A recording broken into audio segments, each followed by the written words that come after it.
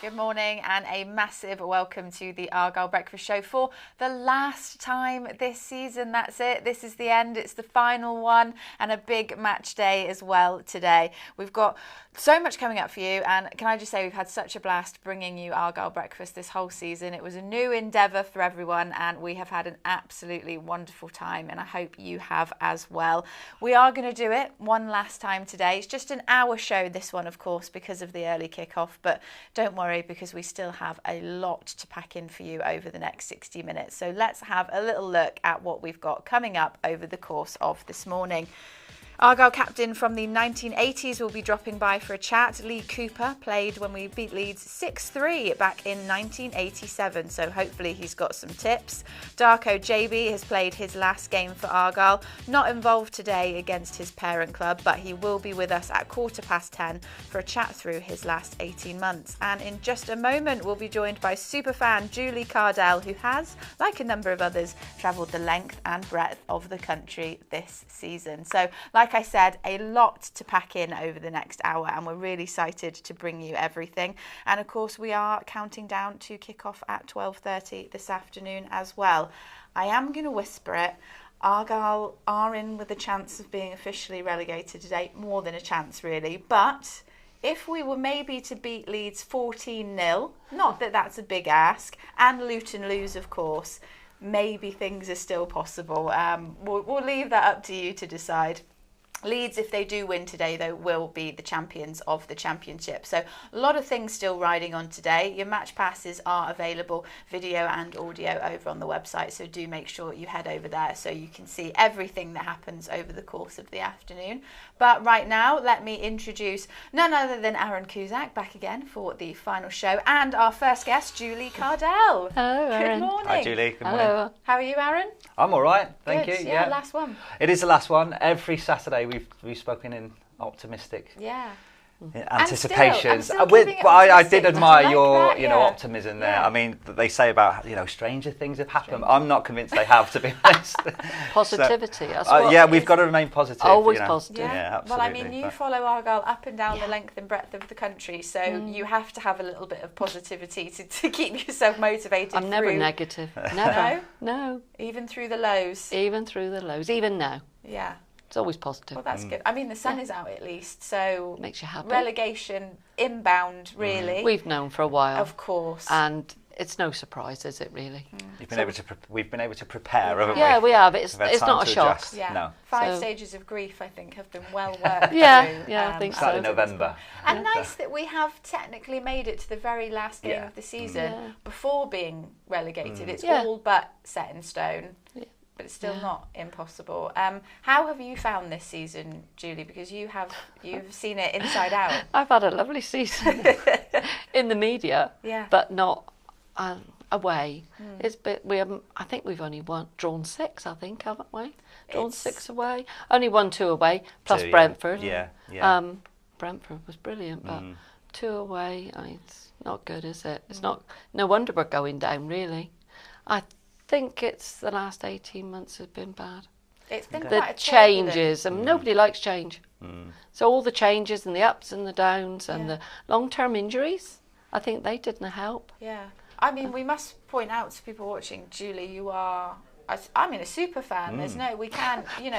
there's no way... I don't know where that come from. We can't downgrade it. Well, you have not missed a single game. Well, you've missed 1 game since COVID. Yeah. So and I used to go before as well. Yeah, so. yeah. But that's 4 or 5 years we're looking at with. I think Travelling. We'll see. Is that in the background there with Miran. Yeah. I'm always there. Yeah, there I am. We Yeah. game Whistling. in, game out. There you are. What were you saying there? I don't know. I was talking about what's he called? The commentary manager. Oh, Frank Lampard. Yeah. He touched my arm. That's what I'm saying. Oh. Yeah, I spoke to him and he went like that. So He was ever so nice. You just want to mix it with the stars, really, isn't it? Yeah. That's why you do the away games. Well, you must have I like mixed it with some pretty big Yeah, names. yeah. Are there any, maybe away trips in particular that have stood out for you in terms of special memories? Hull. Oh, yeah. The 30 hours.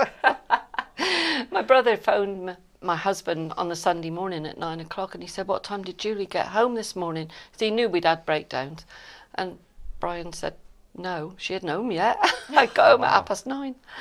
I don't know what time we left the morning before. So who do you go with when you go? The supporters on the bus. Yeah. I mean, last Saturday morning for Preston, 5:15, I had 4 Argyle fans in my living room waiting to walk up to Drum Bridges to go to Preston. I mean, I get all their tickets. Yeah. I mean, they pay me, obviously. But I do get everybody's tickets. I think I got 9 from Man City tickets because they all want to sit with me. I don't know what the draw is. Do your family? Well, it's because they get to sit next to you. Absolutely. Did your family travel up and down with you, or is it? No, just me. My brother goes on occasions. He's a season ticket holder here. My husband's a season ticket holder. Yeah. He's got a long-term illness, so he can't travel. But I go on the bus. And being a lady of my age, I can travel on the bus and feel safe. Supporters coach. That's good. Yeah.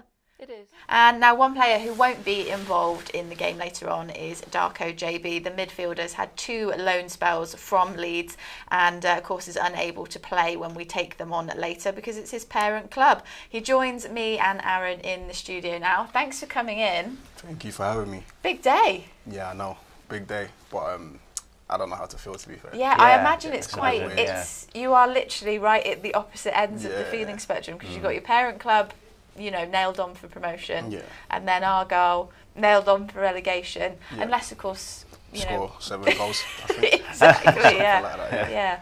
But I mean, I suppose to experience both sides of the table in one day is an interesting position to be in. Yeah, it's very interesting. I mean, obviously at the start of the season, I saw that we were going to play Leeds at the end, and I didn't know this would be the situation, so. It's just a bit weird, I don't really know how to feel. And when the game's going on, I don't know how I'm gonna react. I think I'm just gonna have to sit in silence and just watch. Yeah. But even the fans, when I was signing autographs, just then asking me who do I want to win, and I can't give an answer. No, sure. Because I suppose when you separate them, you're free to support Leeds and you want to see them do well. For sure. No, for sure. And fantastic that they've been promoted. Yeah. They end up taking Argyle on the last game of the season. It's a bit like, oh god. Yeah, exactly. And because it's the last game at home park as well, so I want obviously the Argyle fans to have one last win at home before the end of the season. But also, I know that Leeds can win the league if they win as well, so it's a contrast of emotions. Well, I think we just need Millwall to beat Burnley then, eh? Yeah, so if exactly. Millwall beat Burnley, then it doesn't matter because if we can. That's true. So so come on, Millwall, let's do that. Exactly. Yeah. So I mean, it's 58 games as an Argyle player for you, isn't it? How have you found the experience coming all the way essentially to the end of the country and playing for the Greens? It's been very good. I've enjoyed it. I think when I first came, obviously it was kind of a surprise because I didn't know how far it was at the start. I got on the train from Leeds. Yeah, I got on the train from Leeds and I just came and obviously went straight to training. Didn't really have a time to think or anything. Went straight into playing. I think my first game was Huddersfield, and just the atmosphere from the away fans was just amazing. And that's how it started. And then my first home game was against Cardiff. We won 3-1. So it started well, and it's been good. I've really enjoyed it playing at home park. Some good moments, some important moments. So I'm just really grateful for the opportunity that obviously everyone here at the club has given me and helped me taking a step further in my career in terms of getting more experience, playing time. So I'm really grateful. Yeah, I mean, we're seeing some of you on screen here. Yeah. Is there any part, particularly this past season, that will really stay in your memories? I think there's been some big moments. I've said it before, obviously the FA Cup run this year was amazing. Playing at Manchester City, beating Brentford, beating Liverpool, the 5-1 win at home against Millwall, scoring my first goal at the Devonport, and I think that was it was something that I kind of spoke to a lot of people about that I wanted to happen, especially on that side of the pitch. And yes, there's a lot of positives that's happened for me, and like I said, I'm really grateful that I've been able to get the opportunity to play and kind of show what I can do and what I can bring to the team. I think what's been really impressive from people like ourselves watching you is your variability, your ability to play as a 6, an 8 and 10. Miron's kind of deployed you a little bit higher in recent weeks, and I think for me that's your best position personally. I think we've seen the qualities that you have with carrying the ball. I thought against Middlesbrough you're outstanding. You know, you're excellent in recent performances as well. Yeah. You know, Coventry and you know, and the other thing as well is the Preston game last week. Yeah. I saw a clip of you going to the fans and the emotion. Yeah. You're a lone player, and we've spoken about this all year. Yeah.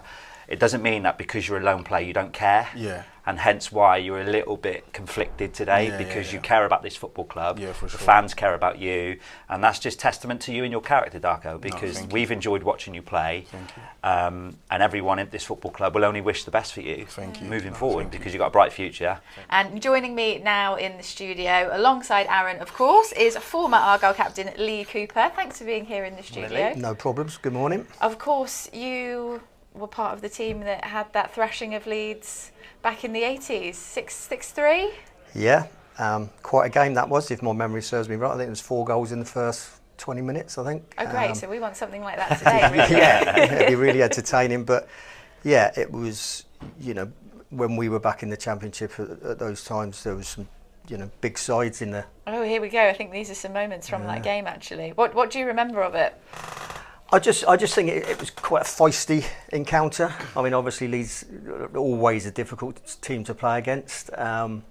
We got off to a great start, but they came back and equalised, and then Tommy obviously does what he does, and I think this is a great finish from Mark Smith, if memory serves me right again. Yeah. Well, got his head on it, didn't he? That's a great finish. That's a good finish. You know, and that put us 3-2 up. Here's me doing what I always did, just running over the ball for free kicks. And Odgie stuck it in the box. So yeah, great result. Good atmosphere as well. Yeah. Great atmosphere. So was that just a league game? That was just a league game. So as in there was nothing riding on it particularly. No, that was just a league game. I think in that season as well, we played Man City down there. And were 2-0 down and came back to win that 3-2 with a late Stuart Evans winner. So, yeah, great memories of those times, and you know we had a really good side at that particular period as well.